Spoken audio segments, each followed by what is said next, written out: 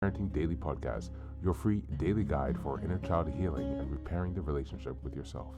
This podcast helps you establish a consistent reparenting routine and is divided into 3 sections. The first is a daily reading, the second is a discussion of that reading, followed by suggested journal prompts, and the last section is a peaceful binaural beats meditation for closing. Good morning, good afternoon, and good evening from whenever and wherever you're joining us.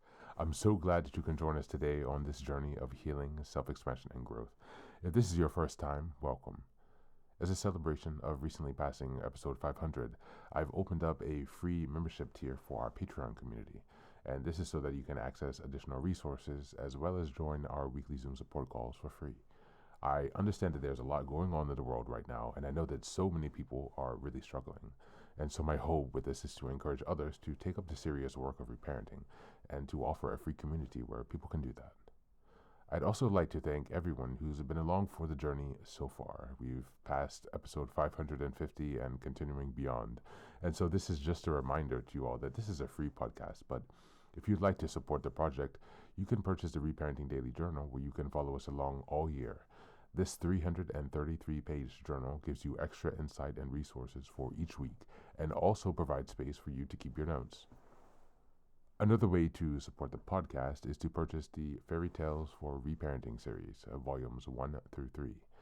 This collection organizes famous and obscure fairy tales from around the world into 3 phases of the hero's journey, from beginning, middle, to end. While you may think that fairy tales are for kids, I'd like to challenge you. These stories contain profound truths and lessons carried down over centuries that we can use in our own reparenting journeys. It's a fun way to reconnect with your inner child. Each volume comprises 10 fairy tales. Each volume also contains an analysis section that helps you dive deeper into the message, as well as journal prompts with space for you to keep your notes.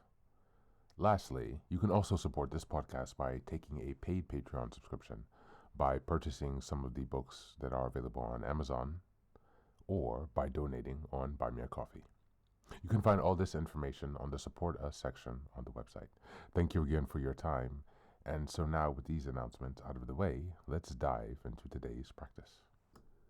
Today's reading is an article entitled 5 Creative Ways to Set an Intention for the New Year. Just as a reminder, we're in December, and the theme for this month is setting intentions and reflecting. We're in week 4, which is December 22nd until the 31st. It's Christmas Eve, and the theme for this week is setting intention for the new year. Excuse me, guys. Apologies for the delay. I'm getting quite sick. And also, my computer finally broke down, so I had to run around town to try to get a repair. Unfortunately, it was quite expensive, so I ended up buying a new computer. It was difficult, but I had to make that choice so we can keep going forward and keep working, because the other one is completely out of order. So thanks for being here and spending some time. I am accepting some gifts. If you'd like to help me to finance the new computer, then I would appreciate any donations you would like to share on Buy Me a Coffee. I've already received about 150 so far, and this was a $750 computer with some insurance also, but the computer was $750. So if you feel like making a gift, also my birthday is on the 27th coming up too, so I'd appreciate it. Thank you. And in any case, now let's go to the reading. I will skip to this reading through the 5 creative ways, and I'll allow you to click on the link in the show notes to read them in more detail. 5 creative ways to set an intention for the new year. Many people shiver negatively at the idea of creating New Year's resolutions. There is something too hard, too rigid, too filled with expectation about that age-old practice. And yet, beginning in the new year with an eye towards what you want to see developed can be immensely powerful. Instead of holding yourself to a resolution, consider opening yourself up to the rich possibility of setting an intention for the new year. What is a New Year's intention?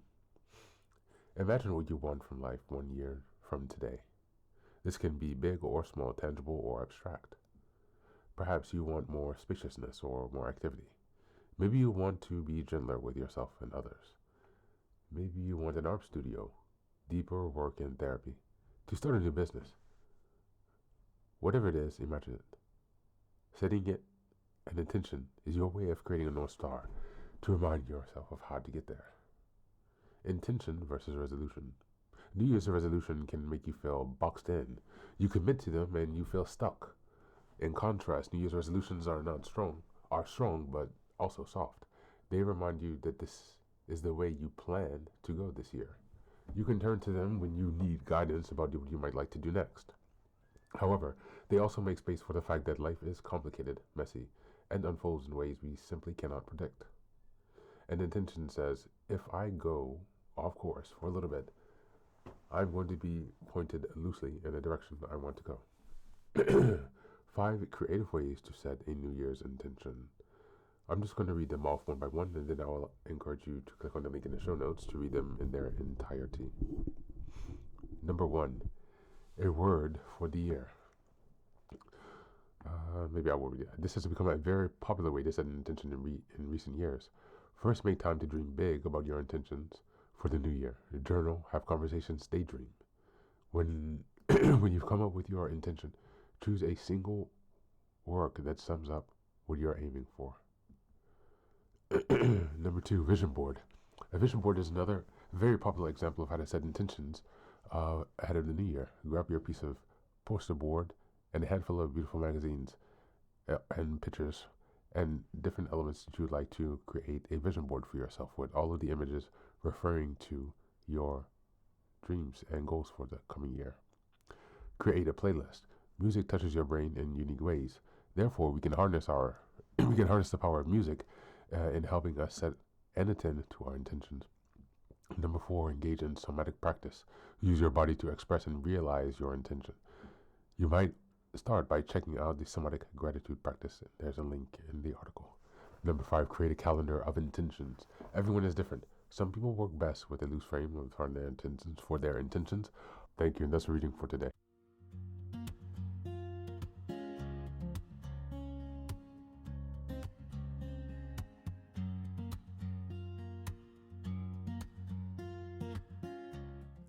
This reading reframes New Year change in a way that's sane, humane, and actually sustainable.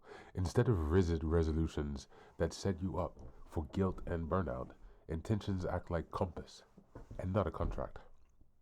An intention doesn't demand perfection, it invites direction. It gives you a North Star to return to when life gets a bit messy, and I'm sure you all know it will. The emphasis here is flexibility with commitment. Strong enough to matter, soft enough to survive real life. The piece also highlights the importance of psychological truth. Change sticks when it's embodied, emotional, and personal, not just logical. That's why creative practices work. A single word, a vision board, a playlist, or a somatic ritual engages more than your thinking mind. These tools bypass self-criticism and tap into desire, mood, and intuition, the parts of you that actually drive behavior. In other words, this isn't about forcing discipline, it's about designing alignment.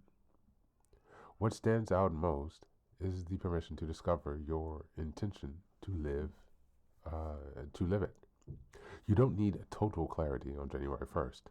Images you don't yet understand, music that feels right, or practices that draw you in for no clear reason often reveal their meaning later. Intentions evolve with you. The goal isn't control, it's relationship with your values, your body, and the direction you want your life to gently but consistently move towards. As we go into the journal prompts today, sorry about the baby. I think there's someone has a baby crying, so I hope you cannot hear that. Number 1, if you release the pressure to get it right, what kind of intention would feel most supportive this year? Number 2, what creative method, word, music, body practice, visuals, or structure feels most natural for you and why? And number 3, what would it look like to measure success this year by alignment and presence rather than consistency and perfection? That's it for today, and as always, thanks for being here. Take care of yourself, and please do be well. Sorry again for the delay, but I hope you guys have a wonderful Christmas Eve, and I'll see you tomorrow.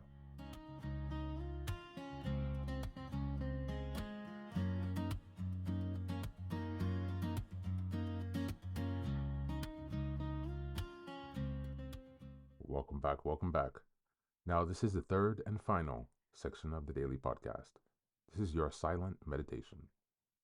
Please go ahead and find a space where you can be comfortable and undisturbed, where you can relax and spend some time with yourself for this 10-minute silent meditation. You can choose to be sitting, standing, lying down, or in whatever position makes you comfortable today.